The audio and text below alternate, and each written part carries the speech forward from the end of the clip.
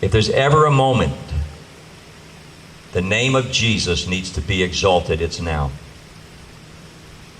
Since last summer, I told you I've been praying with my staff at the jail every day except the weekends.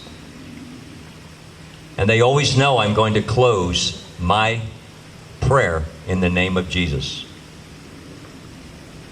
And the other day, my son shared with me a tremendous statement about the thief on the cross who hung next to Jesus, who mocked him, who spit at him. And yet, in that last moment of his life, he trusted Christ, and Jesus said, "You will be with me tonight." And a preacher said, what if an angel said to him at heaven's gate, "Sir, why should you ever enter in to heaven?" And the thief's only answer would be, that man on the middle cross, Jesus.